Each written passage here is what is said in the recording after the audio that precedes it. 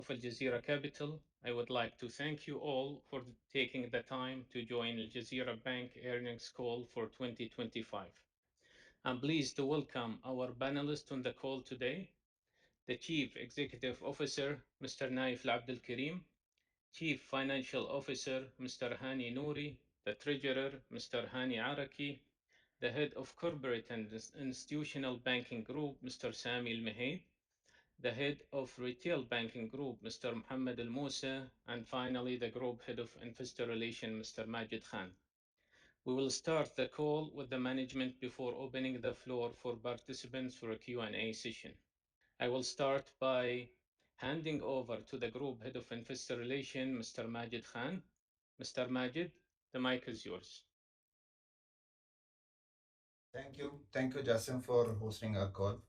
And good afternoon, everyone, and welcome to Al Jazeera Bank FY 2025 earnings call. On this today, we'll have, as Jasim introduced, our CEO, Mr. This CFO, webinar and is the being management team is with transcribed us. and summarized. Mr. Naif Abdul Karim will start the presentation, giving us an overview of our performance and the strategy update, followed by Mr. Hani Nouri. He will take us through with the financial performance for the full year 2025. With the presentation will be followed by the Q&A session. With this, I'll hand it over to Mr. CEO. Thank you, Majid. Good afternoon, everyone, and thank you for joining us today in our fourth quarter 2025 earnings call. We appreciate your continued interest in our bank and trust that today's discussions will be both informative and insightful, inshallah. 2025 was a landmark year for the bank, one that demonstrates with clarity the strength of our business model, the quality of our strategy executions, and the resilience of our team. We delivered record full year net income of 1.5 billion, up 22% year on year, reflecting broad-based growth momentum across all businesses or business lines. This performance was the outcome of disciplined executions across revenue generations, cost management, balance sheets growth, and meaningful capital simultaneously.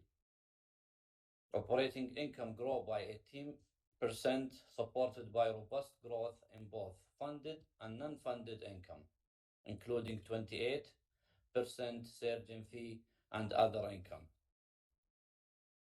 At the backdrop of highly competitive deposits market and interest rate cuts, we managed to improve net margins. We continued to improve cost efficiency, and cost to income ratio dropped by 3.6 basis points. From balance sheet perspective, we delivered a sizable expansions. Total assets were 11% up and net financing 14% up, with strong growth across all business lines. Assets quality remains stable, NPL ratio improved, coverage strengthened, and our cost of risk remained moderate, reflecting the strictness of our underwriting and the disciplines of our risk management framework.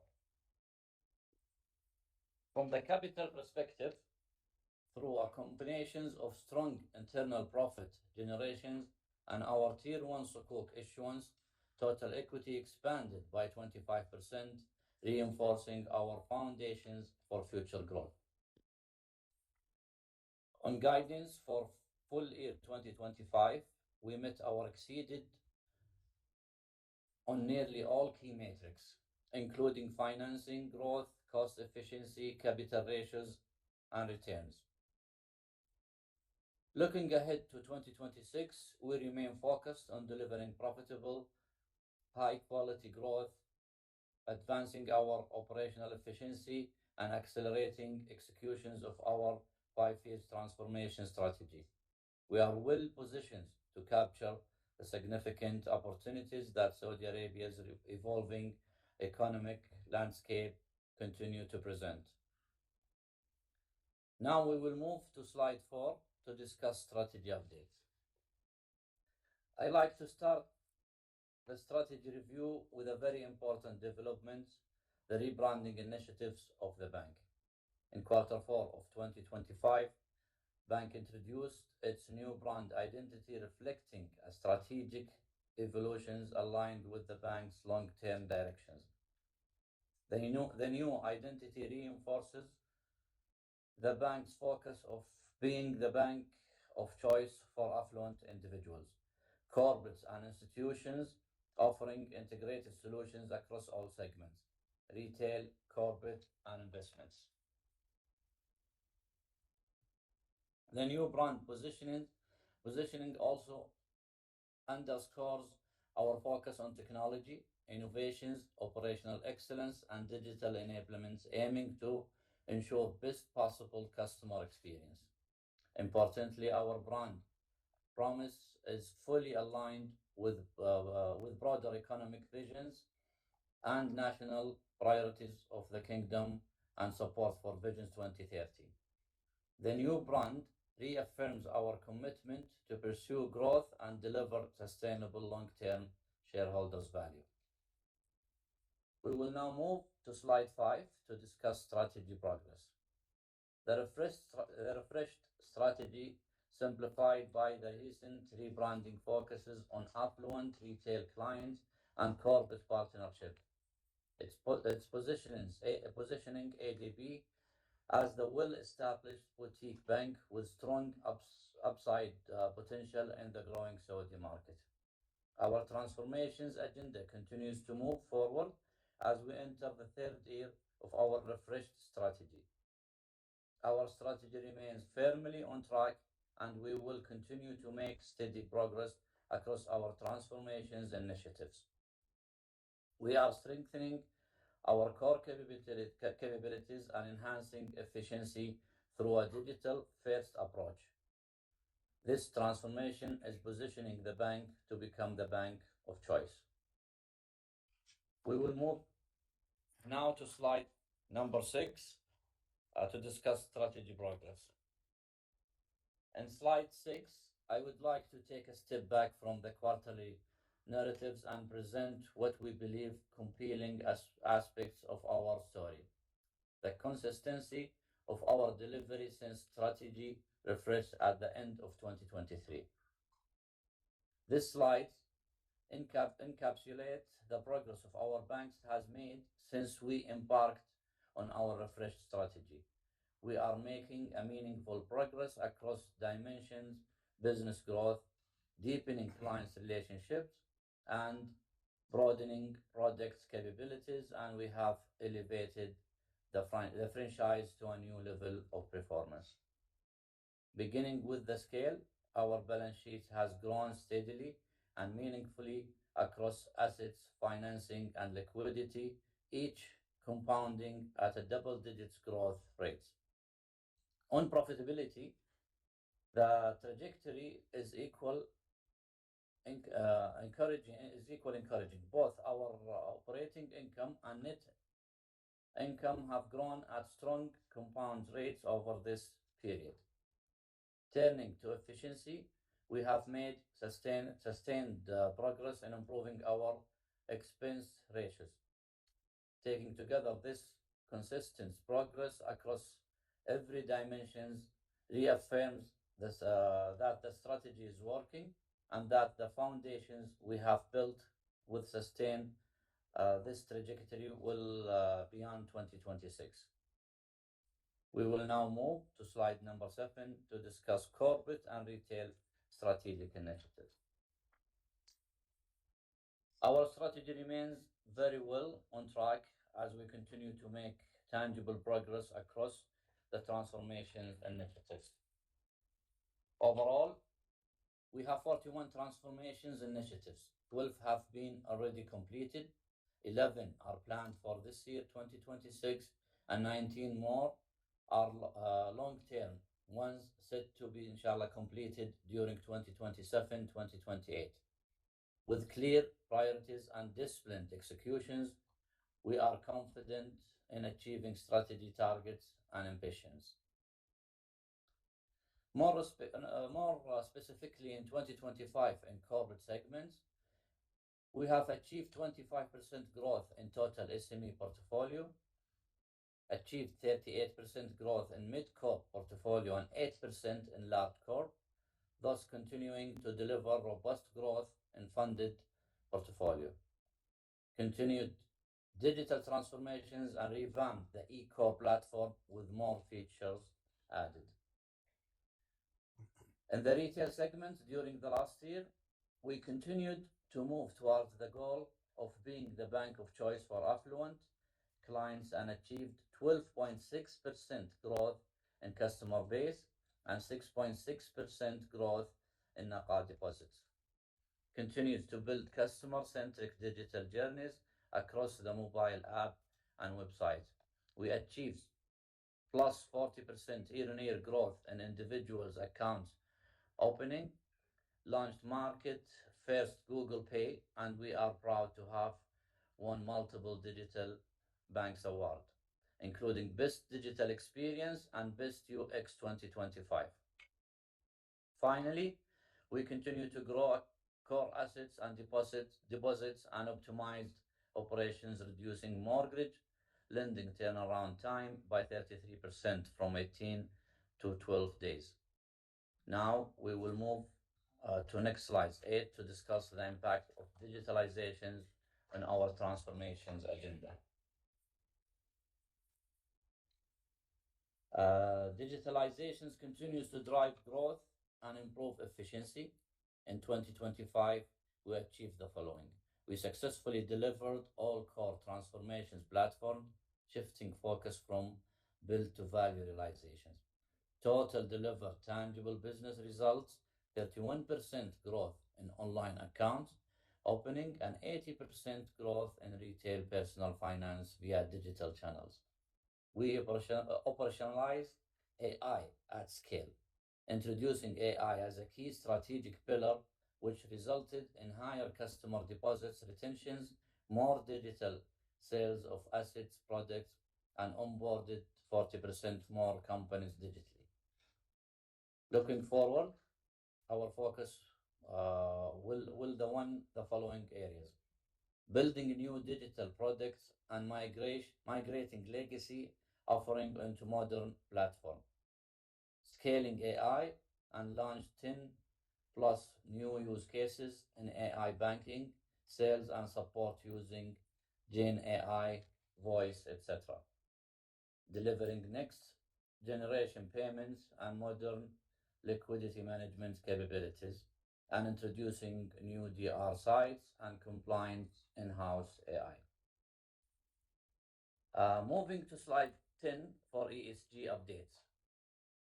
In 2025, we continue to progress on ESG front. ESG is fully embedded across all operations of Aljazira Bank, and we see growth through the lens of sustainability. In the environmental area, see good opportunities in green finance as the kingdom advances its alternative energy infrastructure. In the term of our own housekeeping, we are recycling plastic, cardboard, and paper, offsetting carbon emissions.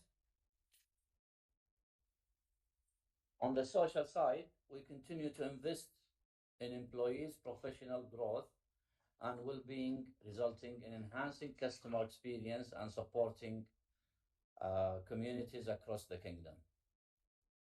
And on the governance front, we adhere to the highest standards of corporate governance. We acquired multiple ISO certificates and continue raising awareness on Islamic banking. Last not least, we are honored and proud to have received number of important and prestigious awards in ESG area. With that, now I'm handling over to Hani to discuss the financial results in more details. Thank you so much. Hani, please. Thank you, Mr. Naif. Good afternoon, everyone. Turning to page 12, it shows that the bank demonstrated a strong growth momentum in 2025. The balance sheet grew by 11%. The growth was primarily driven by 14% growth in net financing and 7% growth in investments. The growth in assets was funded by 7% growth of customer deposits and 25% growth in equity, which is driven by the growth in retained earning coupled with Tier 1 issuance during the year. Importantly, the growth was evenly based across all 4 quarters, reflecting consistent origination and disciplined deployment rather than any single quarter concentration. Turning to page 13, which shows that net financing growth 14% to reach 111 billion riyal, with the growth well distributed across both sides of the book. The commercial was up by 16% and the consumer was up by 12%. In the commercial book, growth is spread across different customer segments, mainly driven by mid-corporate and MSME, both in double digits. The high growth in mid-corporate and MSME stems from both sizable and demand and our targeted leading initiatives. On the customer side, auto financing was leading the growth by 92%, considering it came from a low base portfolio. Residential financing grew by 8%, and we saw a sizable increase in off-plan mortgage sales during the year. This segment is strategically important given the structural demand dynamic in the Saudi housing market. We'll now turn to investment on the slide number 14. In 2025, investment portfolio grew by 7% and broadly aligned with our long-term strategy. Out of the total investment, 78% portfolio consists of government and quasi-government securities, which makes it very liquid and of very high quality. Over 82% of the investment is fixed rate instruments. We have been increasing this proportion to lock in high yield and help mitigate interest rate risk in the future. Turning to the liquidity on the next page. On the liabilities, we funded strong balance sheet growth with a mix from customer funding while equally supported by interbank and sukuk portfolio. Total liabilities increased by 9%, driven by expanding customer deposit base and increase in interbank funding. Headline LDR, which is the spot one, increased by 6.5%, which reached 96%, while the SAMA-weighted LDR remained almost flat year-on-year. It has comfortable buffer versus regulatory maximum and makes us well positioned to grow. On the regulatory ratios, our LCR strengthened to 185% by year-end, driven by a 19% increase in high-quality liquid assets to 29 billion riyal. Also, NSFR stand at 114%, comfortably above the 100% requirement. Let's now move to customer deposits on slide number 16. Customer deposits grew by 7% overall. That growth was driven by 12% growth in time deposits and a strong 23% growth in savings and call deposits. Demand deposits were under pressure due to the tight liquidity in the market and a very competitive environment and contracted by 7%.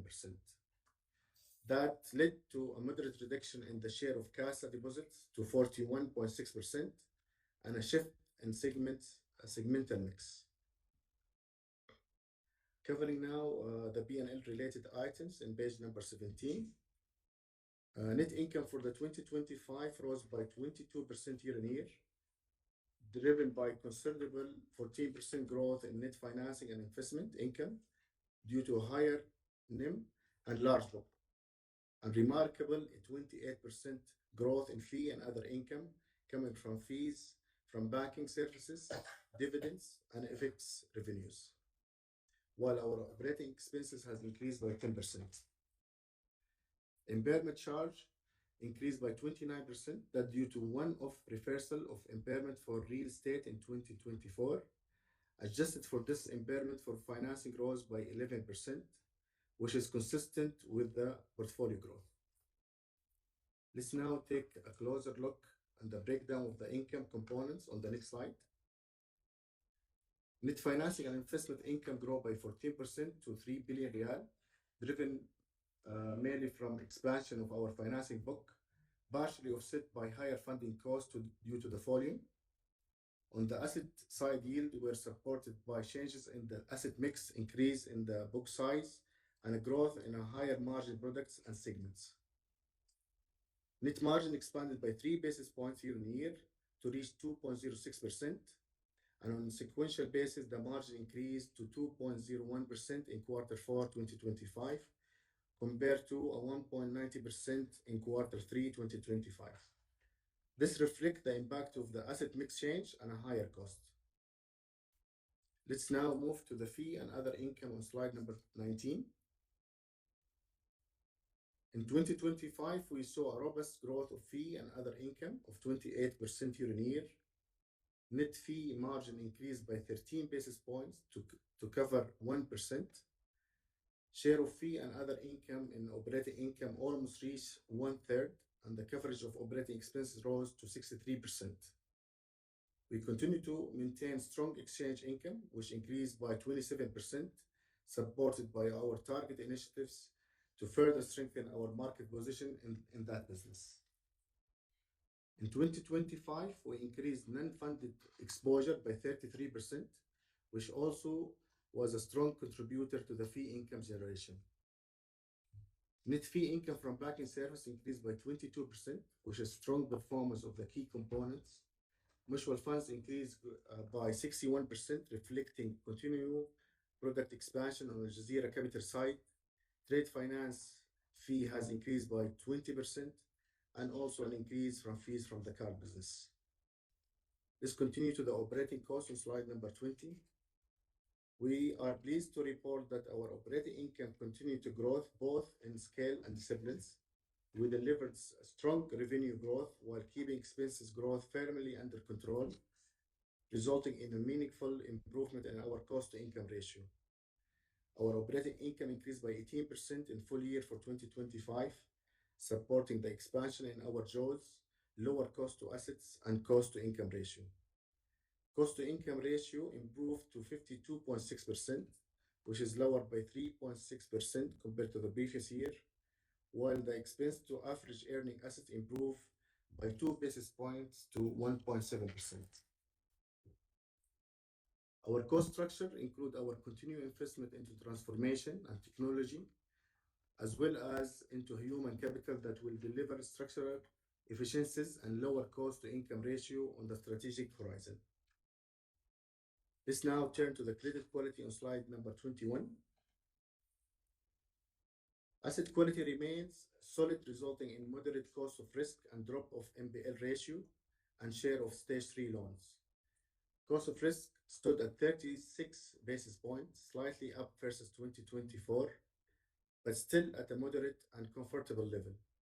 Share of NPL dropped by 18 basis points to 1.3%. On the other hand, share of stage 3 loans dropped to 2.26%.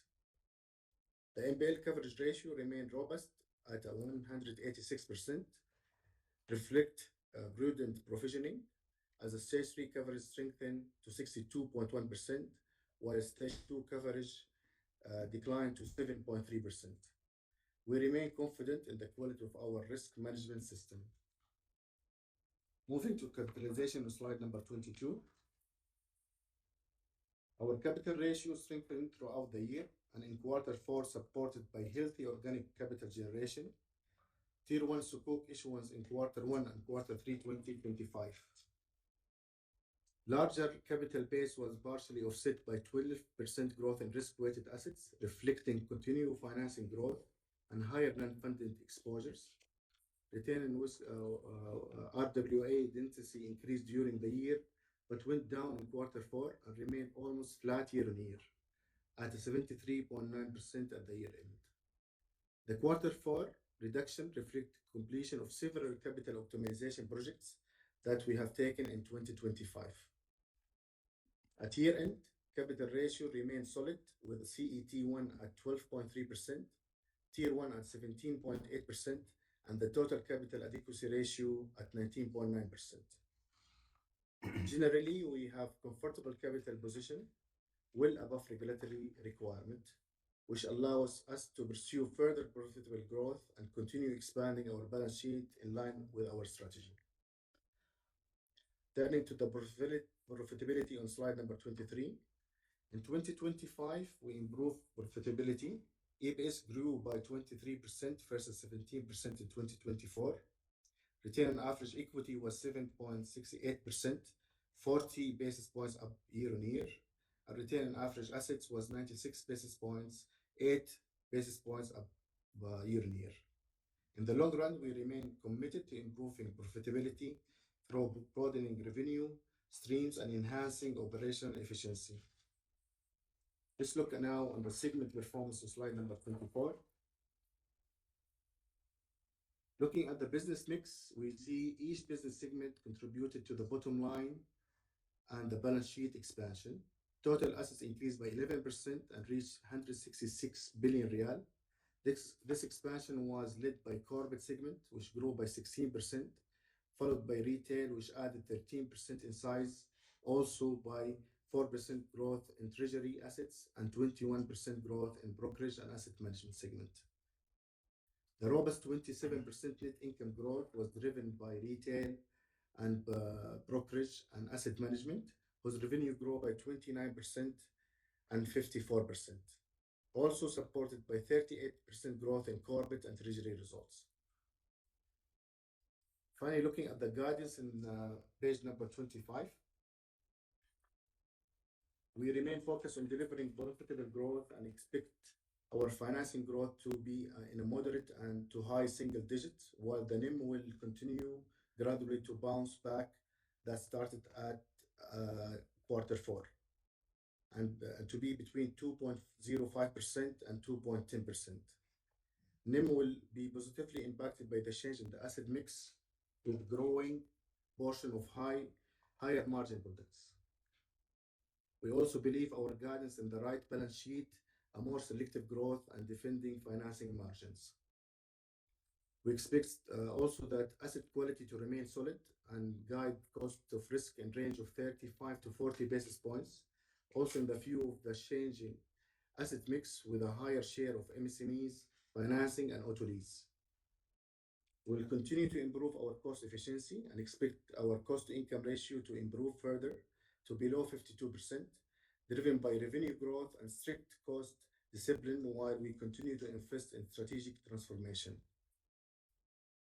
We maintain Tier 1 capital ratio guidance of above 17%, supported by expected return earning offsetting RWA growth. Our capital position gives us enough headroom to pursue growth while keeping the prudent and resilient balance sheet structure. That brings us to the return on equity of above 7.75% as we target for the further profitability improvement, also taking into account Tier 1 issuance in 2025. That concludes the presentation for the financials, and now we are ready to move to the question and answer. Back to you, Majid. Thank you, Ali. So, Jason, we can open the Q&A session now. Sure. Thank you, panelists. Ladies and gentlemen, we will now commence with the Q&A session. You may raise your hand to speak with our panelists by pressing the hand icon on your screen, or alternatively, drop your question onto the Q&A chat box. Please limit your question to 2 at a time so we may satisfy as many participants as possible. You are more than welcome, however, to join the back of the queue if you have follow-up questions. You may introduce yourself with your name and the company's name. So without further ado, the Q&A session is now open. Fahad? Jason, just a kind reminder to participants that if you do not see the Q&A chat box, it's under the apps button on your screen. Otherwise, if you're on your phone, it will be under the 3 dots button at the bottom of your screen. Our first question today comes from the line of Mr. Murad Ansari. Mr. Murad Ansari, your line is open. Please unmute yourself and go ahead.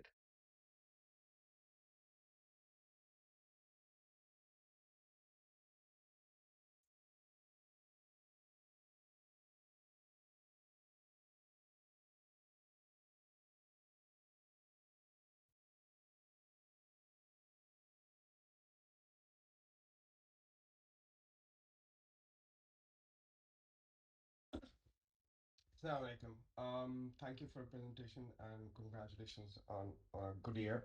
Um, so I have few questions on the results and the outlooks. Firstly, on NIMs, please correct me.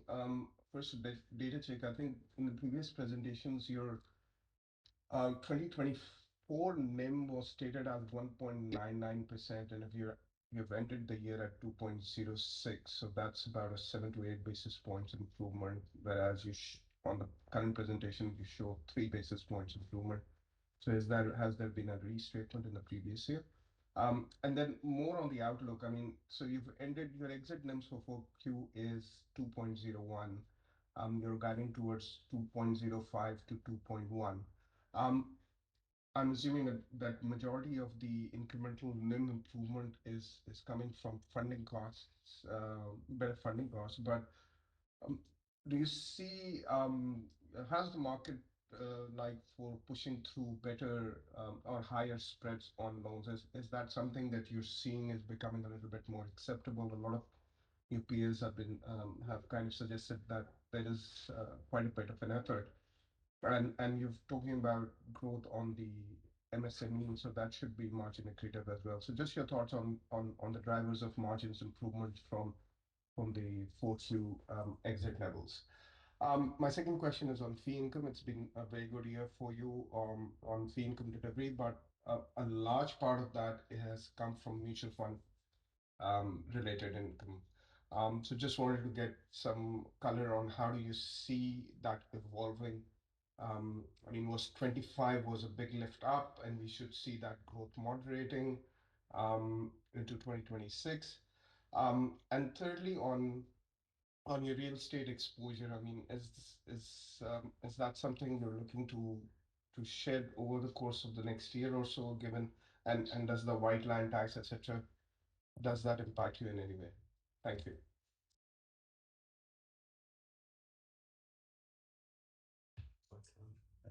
Thank you, Murad. Regarding your first question, yes, there's some restatement. This is why you see your 3 bits. So that observation is correct. Regarding NIMS guidance, we quoted 2.05 to 2.10. Full year in net interest margin, we reported 2.06. Quarter four, which is the starting point of 2026, is around 2.01. So from 2.01, we are giving a guidance of from 2.05 to 2.10, but between 5 to 10 bips increase. Now that increase is driven by multiple factors. If you talk about the liquidity side first, the liquidity we all see the 2025, like later part of it, specifically H2, was quite tight in terms of the premiums, and from the liquidity perspective we see some ease going forward from there on, and that is expected to support to an extent. On top of it, the mix between the deposit is also relatively better. We built some CASA deposit towards the H2 of 2025, later part, specifically Q4, that are expected to help. And broadly, in this guidance, we have considered one rate cut, which is towards the mid of 2026. Based on this guidance, and this I talked about from the liability side. If I talk about from the asset perspective, retail is still doing good. I mean, they have some product that generate decent margin. Corporate banking has been one of the major player in terms of building the book and increasing the revenue. We see 14% growth in financing, mainly driven by corporate, around 16-17% overall, plus the non-funded, which is like growing by around 30%, supporting fee income. If you look at the asset part and how they are so expected to support, driven by two factors. One, definitely some spread management across the product, so that will go on as and when basis, and we expect some positivity there. And number two is definitely the mix between the segments internal and the corporate, between large, mid, and small.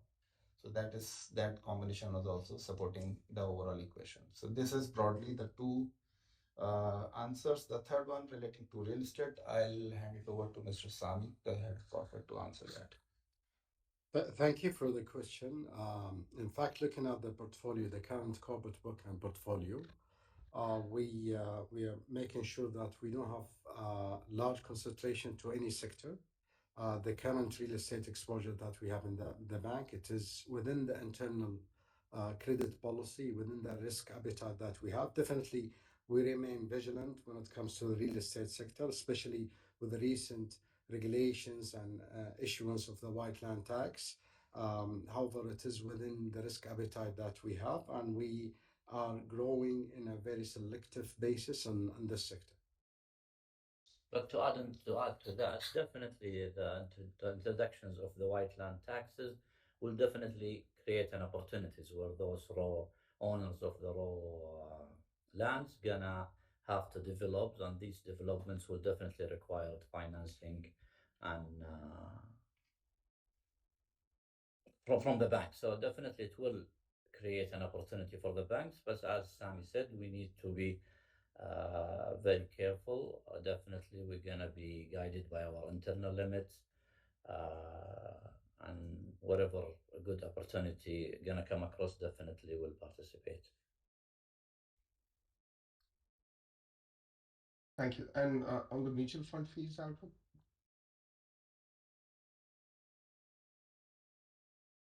So your question related to mutual fund fee increase, right, Murad? Yeah, I mean, I'm saying that you've had a very good year in terms of growth on mutual fund fees, which is one of the key drivers of your fee income growth. So how do you see that evolving into next year? I mean, is the big growth or big step up in fee income base, has that been achieved in 25 and more moderate growth in 2026, or how should we look at that? Yeah, I think 25 was a really good year from that perspective. Aljazeera Capital, overall equation, if you look at Aljazeera Capital, they have done really good in terms of their revenue segments between investment banking, wealth management, brokerage was relatively slower. I will not count that. Other than that, investment banking, their own investment. So, I mean, things are quite positive there. Specifically from your question related to mutual fund, I think last year we Aljazeera Capital launched almost 12 plus funds, 9 plus 9 almost, and real estate, the others were alternative and those stuff. So that has helped. Number two, their AUM actually increased, so that has increased the recurring fee element also. Now their refund is about 12 billion plus, overall 28 billion plus AUMs. So those are helping. So broadly, Aljazeera Capital is doing really good in that area, and the revenue stream, if you look at like compare them for last 3 years, you find a very decent consistency in the revenues. Thank you. I have a few questions, but I'll get back in the line. Thank you. Thank you, panelists, and thank you, Murad. Our next questions come from the line of Mr. Jagadishwar. Mr. Jagadishwar, could you please unmute yourself and go ahead? Hello, can you hear me? Yes, sir, you're clear. Yeah, we can. Yeah. Hey, thank you very much for the call. Highly appreciated.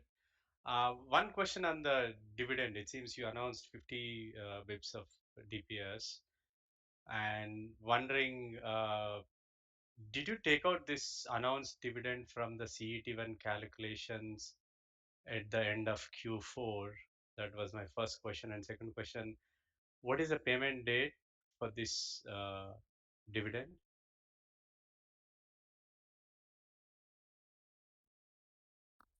Yeah, hi. CET1 reported as of December doesn't include that because the dividend belongs to quarter one. I mean, the payment is due in Feb. By mid of Feb, 18th is the date. So CET1 that you see in financials and our presentation is excluding that. Okay. Is this a typical practice in Saudi banks? I'm just curious. Practice in terms of like taking care of Usually in CET. UAE banks, Mm. CET1, the dividend announced at the end of the year is deducted from CET1 and announced. I mean, I was wondering what is the practice for Saudi banks? No, I think this is here it's based on the actual payment. So and Okay. then and like that CET1 that you see is exactly driven from the financial statement, which are as of December 31st closing numbers, and the capital Uh, disclosures only encapsulate the information that is based on the December 31st position of the bank. Okay, so and the payment date is Feb 18th, right? Yes, yes, correct. Okay, so First that's of when Ramadan. it will be yeah. Okay, Yes. great. You And should see so this in deduction will be reflected in on 31st March when we see the yes, quarter numbers. one. Correct. Oh, great. Yeah. Thank you very much and good luck. Thank you. Thank you. Panelists, and thank you, Mr. Jagadishwar. Our next question comes from the line of Mr. Aditya Nirmal Modi. Mr. Aditya, could you please unmute yourself and go ahead with your question?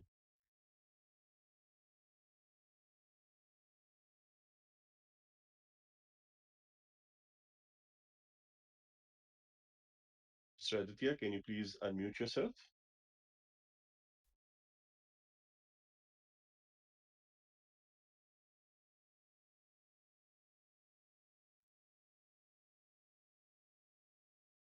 Right. We will move on to the next question, which comes from the line of Mr. Abdullah Al Buredi. Mr. Aditya, you're welcome to rejoin the call.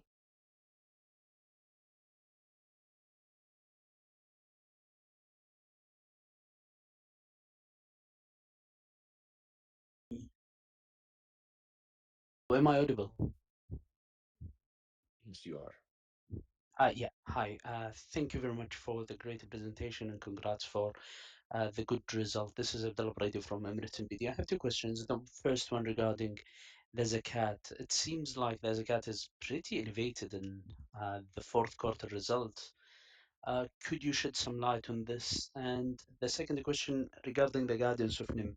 So we see um, a good dividend, which is a positive thing, but it does impact the funding mix, at least the interest-bearing liability of the funding mix. The other thing is that big part of the investment is variable rate investment, which might be impacted by the three cuts that took place already. This is from the asset side, and again from the liability side, we noticed that the liquidity situation is still not easing up. Yes, it is not as tight as the last 2 months of the last year, but it is still pretty tight.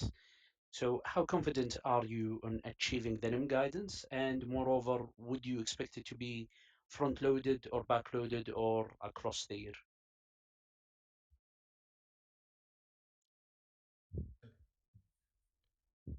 Thank you, Abdullah. A number of questions, so I'll try to answer those one by one. Number one is zakat. Zakat, quarter four is higher, and you see the disclosure in financial statement, you'll find something relating to prior year. So on an average basis, if you want to do prediction for next year, I think quarter three and earlier average rates are more relevant. And that's how it will continue in the range of around 13-ish%, between 12.5 to 13% of pre-zakat profit. And let's go to the guidance part now.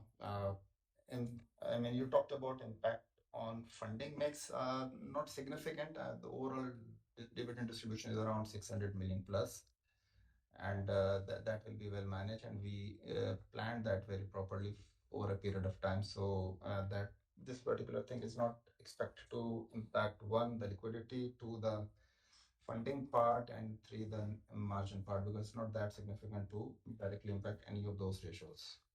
The third question was relating to investments. I think in investment we have more fixed than floating. Around 80% is fixed, 82% than floating. So fixed investment are the one that will gain benefit now with the rate movement. And the rate, as soon as the rate goes down, the benefit definitely will be visible out of that. I think we have almost like one third of that is FVOCI portfolio, which automatically takes benefit of this positioning. So with these three, I think I answered most of your question. In terms of the last, which is the NIMs and the front or back load, it is more or less consistent Q on Q.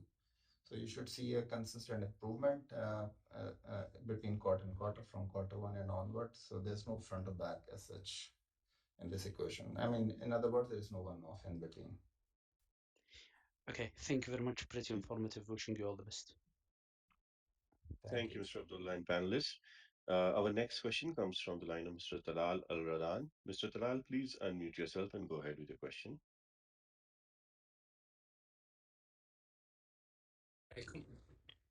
Thank you, management, for the presentation. Just a question regarding the NIM guidance. Around 90% of your liabilities are repriced within 3 months, and you have a long-term asset duration, also a higher, as you mentioned, fixed rate investment than floating rate. And as you mentioned, also there is an improvement in liquidity environment. Don't you think that NIM guidance is a bit conservative? Thank you. Yeah, thank you, Tala. In terms of NIM guidance, there are different factors that encapsulate the overall equation. Whatever you mentioned is right. Liabilities are relatively shorter, repriceable compared to assets, so the benefit should be there. But over a period of time, since the guidance belongs to a full year, over a period of time, the asset repricing also take the impact and knock off the overall benefit. Initially, it gets some benefit, and over a period of time, it neutralized. So the major NIM benefit, as I discussed right at the start, is across different factors, including asset mix, some easing in liquidity expected to give some benefit, and those sort of things. But your point is right. Upfront, maybe there's some benefit, but over a period of time, the impact definitely gets neutralized, and we should see a more organic improvement in margins. Yeah, thank you. Thank you. Thank you, Mr. Talal and the management. We would once again give Mr. Aditya Nirmal the line. Mr. Aditya, your line is unmuted. Please go ahead with your question. Gentlemen, can you hear me? Yes, please.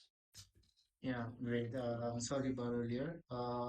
So my question is regarding NIM and basically some technicalities related to it. So we saw a sequential decline in NIM, and it was our belief that the liabilities they price faster, and we would expect to see the benefit of lower cost of funding due to the rate cuts that majorly came around time fourth quarter to help us shore up the NIM. And that was basically what the third quarter guidance also indicated. And so can you yeah, I can understand that there was a spike in the cost of funding, but can you explain, like, because we also saw a spike in your savings accounts that may be interest bearing, but lower cost. So why, I mean, given that, okay, so can you just explain why we saw such a big spike in cost of funding? That was my first question. Second question was related to the 81. So we raised 1.9 billion 81, and my question is, technically, this 81 should help us shore up our NIM as well, right? Because technically, in the NIM formula, the cost that we pay through retained earnings, I mean, it's through retained earnings, and that cost doesn't come up in the cost of funding. So 1.9 billion of free for NIM funding. Also, we had the benefit of that in the fourth quarter. So the NIM movement really surprised me. So can you just clarify on these two issues for me, please? Thanks. Yeah, thank you, Aditya. In terms of NIMs, net interest margin, we are always talking about that NIMs is a function of funding and the deployment part. The balance sheet of the bank is high right now, high floating, high in the asset side, and likewise the floating in the liability side. And there are definitely the mismatch in terms of repriceable maturities, and that's what gives some incremental impact in the margin side. If you look at Q3 and Q4, there is an improvement between Q3 and Q4 in our overall quarter-on-quarter net margin by around 10 to 11 bips.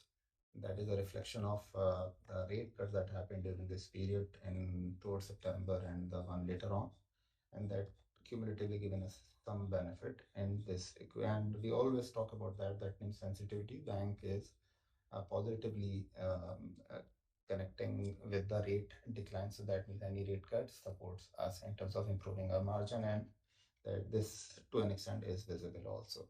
So your observation is right, and that exactly is the reason why we see an improvement between Q3 to Q4.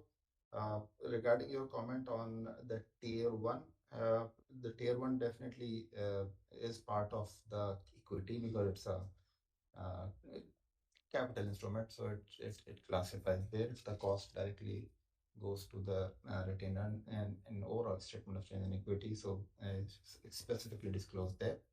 It impacts, yes, but in quarter one, it hardly an impact because the transaction completed towards the later part, and by that time, the fund gets in and redeployed to the asset because asset deployment is not as quick.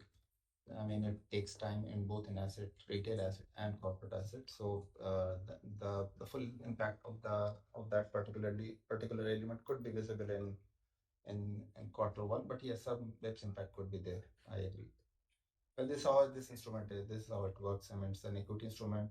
It adds liquidity. It allows buffer in liquidity, and it improve the decision making around that. That improves the margin also. So, like from on asset side also, and on the liability side both. Okay. Management. Thank you, Thank you Mr. so Aditya. much. Thank you. Our next question comes from Mr. Murad Ansari. Your line is unmuted. I would just request everyone to please limit your questions to two at a time so that we may satisfy as many attendees as possible. Thank you.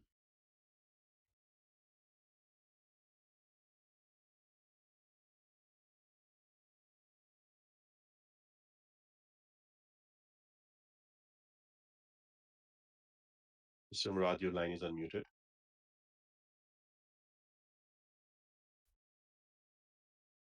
All right. We will give the opportunity to Mr. Abdul Rahman Al Raji. Mr. Abdul Rahman, please unmute yourself and please continue with the question. Hi, gentlemen. Am I audible? Yes, you are. Yes. So, thank you for the presentation and congrats on the set of results. I have a question regarding how do you see the new implementation of the counter-cyclical buffer affecting the bank, and are you comfortable when it comes to your CET1 ratio?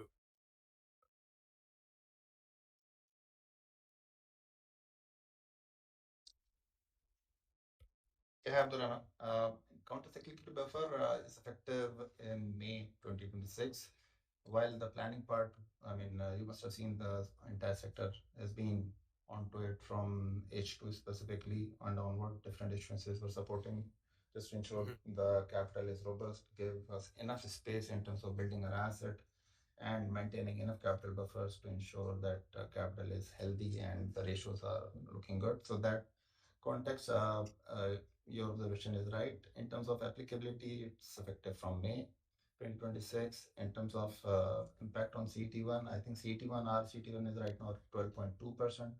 We are already carrying a very decent buffer compared to the minimum. Even this particular thing, if add up, will not be something that will create any limitations in our strategy delivery and neither any limitation on our balance sheet growth. So broadly, we are aligned. We have been planning for this because the circular is in market for quite some time, and every bank was onto it and planning and ensuring that execution is correct, the timing is correct, and the instruments that they plan to issue, they issue on time. So you must have seen us also doing multiple issuances in 2025. So, and that one of the objective was to strengthen liquidity in capitals, and we are quite aligned with that.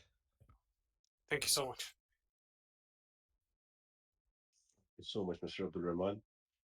Our next question comes from the line of Mr. Aranjan Kulatanga. Mr. Aranjan, your line is unmuted. Please go ahead with your question. Good afternoon, gentlemen, and thank you for taking our questions and also for the presentation. So, just a couple of questions from my side. First one is with regards to the dividends.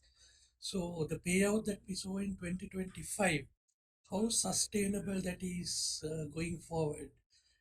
Could you give us some guidance as to what sort of payout we can expect for 2026 and going forward? I mean, especially considering the fact that your CET1 is at around 12%, If I'm not mistaken, previously I've alluded to the fact that you want to maintain that at around 11.8, the type of a level. So that's my first question on the dividend payout. Second is with regards to your asset mix and especially your exposure to the treasury. If I'm not mistaken, your exposure to treasury is a little bit higher than compared with your other peers in the Saudi banking space. So do you feel that this is a little bit suboptimal?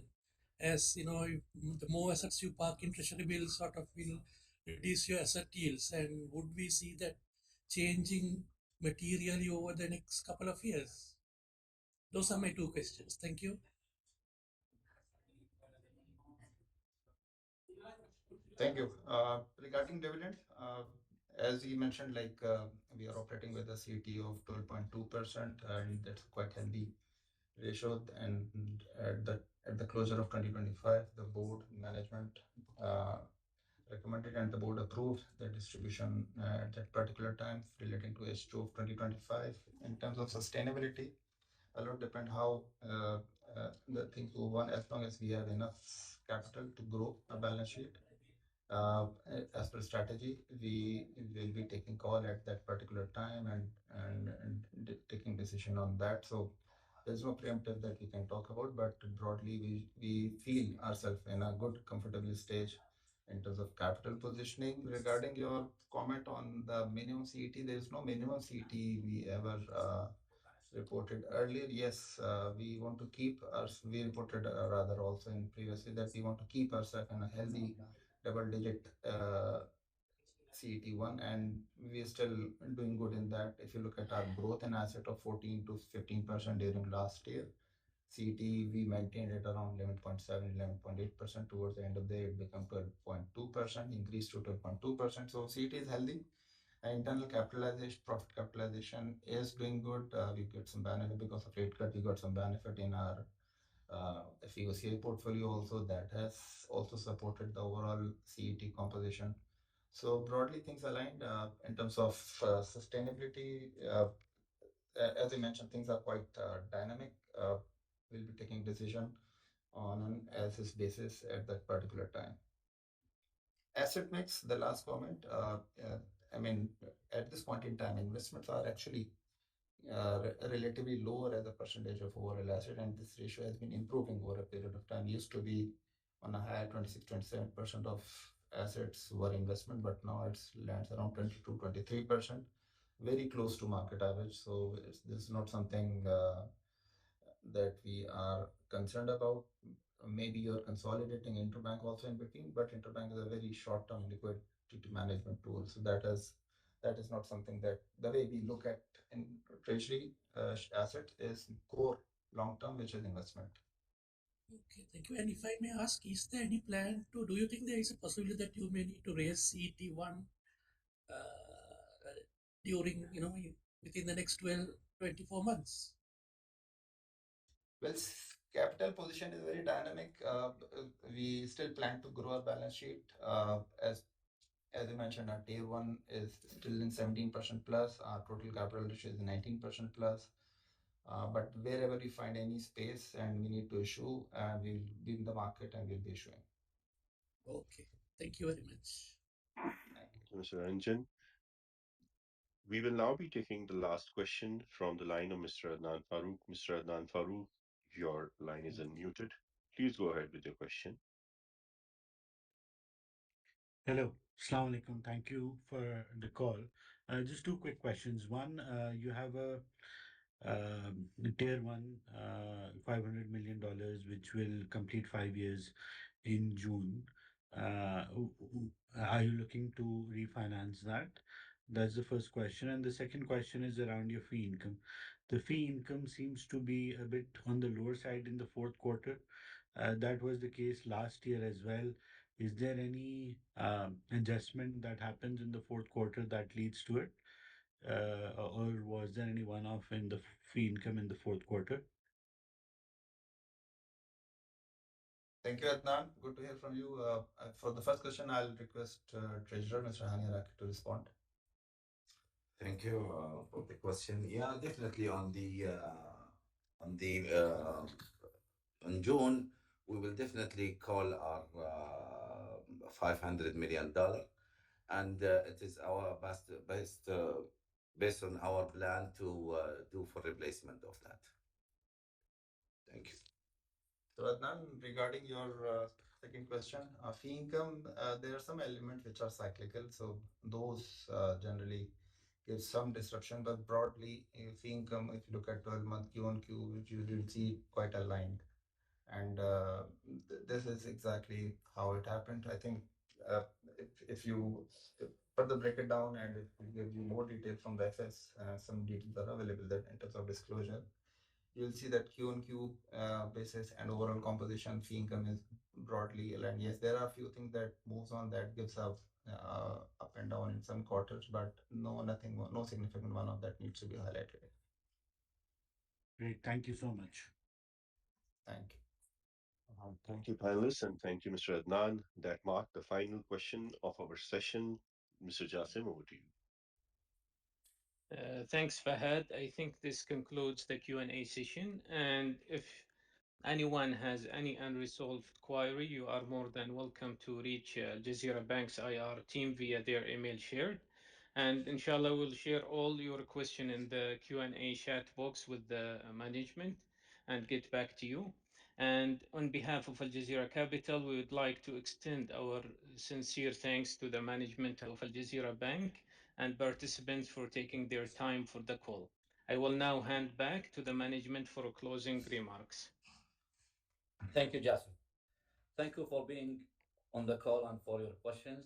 In 2026, inshallah, as always, we will be working hard to deliver on our strategy and guidance and continue growing Al Jazeera Bank franchise with the new brand identity. We appreciate your support and look forward to talking to you on the quarter one earnings call. Thank you so much and goodbye.